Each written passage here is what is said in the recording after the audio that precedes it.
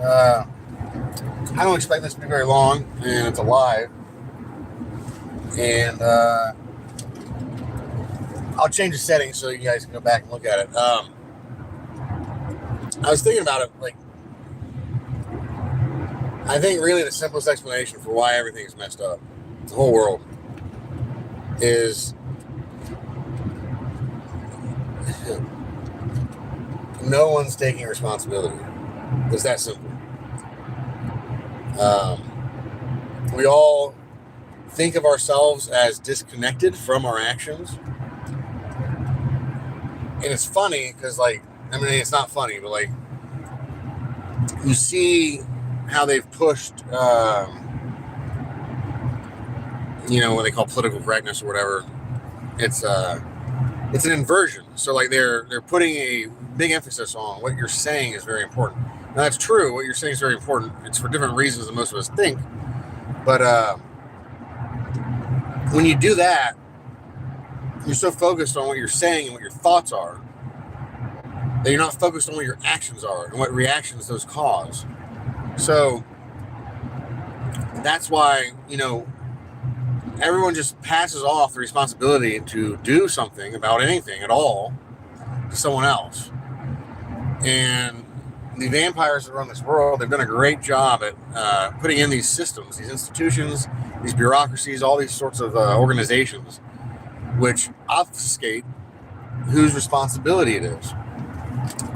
And once you take away responsibility, there's no longer accountability. And that's why things have gone so off the rails. That's why vampires, can get away with doing whatever they want, and no one does anything about it.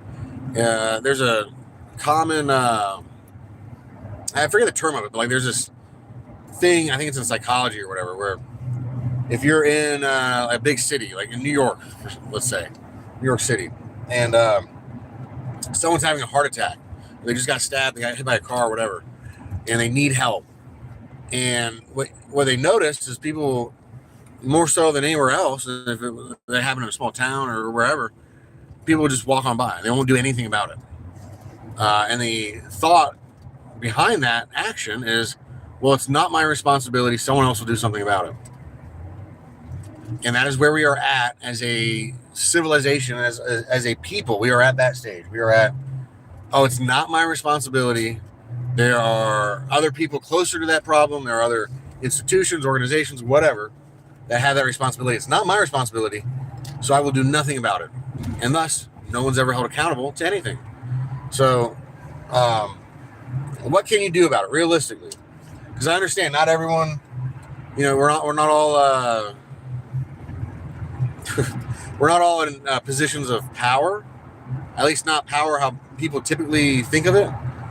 Now, I do want to say that we actually are all in positions of power, but again, it's not how people typically think of it. So people think of power as political power, economic power. That's kind of like the two main ones, really, that most people think about. Maybe if you're younger, you'll think of like physical power, if you're getting bullied or something. But we all have power, and I would say we all have economic power. Now that kind of requires us acting as a whole unit, as a one. And that's what I'm going to say is, like, the first way you're going to hold these people accountable, these vampires, is you need to work with your money. Now, I hate money. I hate currency. Currency is the river Styx that is leading us to Hades. That's what it is. If you research money at all, if you're versed on the esoteric and the occult, you will know money is pure alchemy. It is the mechanism through which these people, or these vampires who worship power, practice their religion and subvert us. So, excuse me, I'm driving. I'm going to buy a copy. All right, so what you want to do, you need to be cognizant of where you are spending your money. And try not to spend your money. Anything that you can, reestablish connections with other people. So if you take that as bartering, then barter. If you take that as charity, then it's charity. Whatever, however you interpret that. But one of the horrible, magical things that money has done to us is it has created a wedge in between individual relations. So it has taken away any sort of, again, this notion of my action has this reaction. You know, everyone's, you can be upset about the Epstein files. You know, like, that there's a vampire Jewish ruling class that is eating and raping children. I mean, that's horrible. But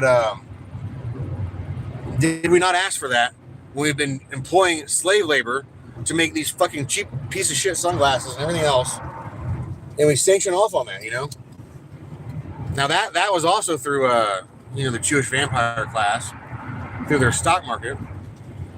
But I would say that, if you want to take power back, you want to hold people accountable, if you want to exercise responsibility, then do it first through where and how you use money, and also how you think of money, how you think of debt. Because money is not, it's funny how much these people, they worship money, man. They do anything for money. The money is worthless. In fact, money is it's not an asset. What's the opposite of an asset? It's a liability. They print it with an interest rate, ensuring that it's going to go down in value. And it's already backed by nothing. The only thing it's backed by is you have some oil-producing countries agreeing that they're going to use it as their reserve currency. That's not really backing it by anything. I mean, it's not. So let go of this spell of money. And I think that, we're doing this stuff in Iran and stuff like, I think things are going to get really, ratchet everything up to 11. And my big suspicion on that is because the dollar is going to collapse. I mean, it is collapsing, and if you understand how the finance system works, and no one really does, that's the whole point of it. But if you understand that no one's supposed to know how it works, and you understand what you can from it, it's very obvious that it's set up to implode. It is not. No, show me one financial system. Show me one central banking system. Show me one stock market system, a publicly traded company that has ever been set up for long-term success. It doesn't happen. It's absurd. What it is, it's like a rhythmic. What's the word I'm looking for? I guess you could say ritual. I mean, everything these people do or these vampires do, is a ritual. But and it all ties back to Kronos. You got to look into Kronos. Saturn, whatever. But and look into the Kabbalah. And the Kabbalah is not one single unified thing. There's a lot of different books to it. Depending on, they have Kabbalah for the Goyim. That's something that was in the Epstein emails. But all right, let's say like the Zohar. You look into the Zohar. That's like the most common Kabbalah. I think. I mean, I don't know. I don't know a whole lot of Kabbalists. I hope I don't. I don't know. But the Zohar is most common. You look at that. That's like a whole bookshelf. That's several bookshelves. The Zohar alone. So, and that's one of many different Kabbalahs. So, take your pick. We're in a weird stage right now in existence where, these Jewish vampires, they would hide all these secrets. You had to learn Hebrew, for one. Because I don't know how many people know this, but Hebrew was a dead language. Even in Jesus' time, it was not very widely used. Aramaic was the commonly spoken language, and then you had Roman, but really, I think most people spoke Greek, other than Aramaic. And then you had Hebrew, which is like it'd be like Latin, like the medieval ages. So you got to keep in mind you have that, and then that's what all this stuff was written in. The Talmud. People talk about the Talmud. The Talmud is, again, bookshelves. I mean, it's humongous. It's massive. It's not one single. It's not a little book you can just pick up like the Bible. I mean, and the Bible's not even little, but you compare it to the Bible. The Bible is quite small. It's like a pamphlet compared to that stuff. And that's also, again, what Talmud are you looking at? There's several different versions of them. And then there's also, the Kabbalah, several different versions of that. So basically what I'm getting at is, and there are people, you can look this up. There are people that in the 1700s, I know of in the 1800s, Europeans who they lied about who they were. They said they were Jewish, they found a synagogue to take them in. They went into that, and they had to spend like 30, 40 years of their life. They had to learn a dead language, Hebrew, and then they had to read bookshelves, entire buildings of this stuff, to find out, what is this secret plan that's in store for all of us. And we live in this blessed time. It is blessed. It really is. Because God is righteous. Now, I do want to preface that, like, who is God? People say God all the time, but people don't know who they are, and they don't know who God is. And they also don't know who Satan is. They have no idea. And that's a big part of these problems. But, we have translation services. You can translate Hebrew instantly. And it's not a dead language anymore because they brought it back for Israel. So that helps a lot. And we have this stuff on the internet. Now, we're kind of in a funnel point because the AI is going to... Everyone's like, oh, AI is great and everything right now. But they don't realize AI is going to funnel off a lot of information.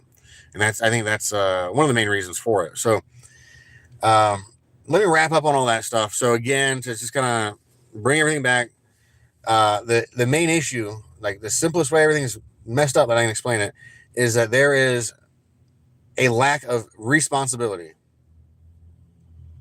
That leads to no accountability.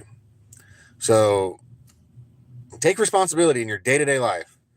You don't like AI? Why are you shopping at Amazon?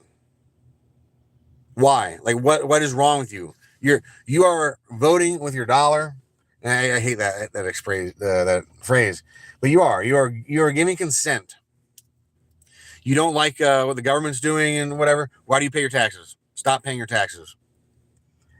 Honestly, stop it. I didn't pay my property taxes this year. I'm not going to file my income tax return. I don't care. I do not care.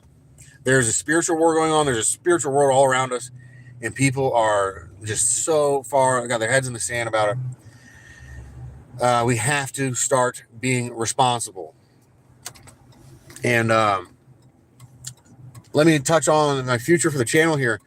So I haven't really done anything with the channel because, one, I've been doing a lot of learning. I've been reading a lot of holy texts. I've been reading a lot of occult stuff, esoteric stuff, all sorts of stuff.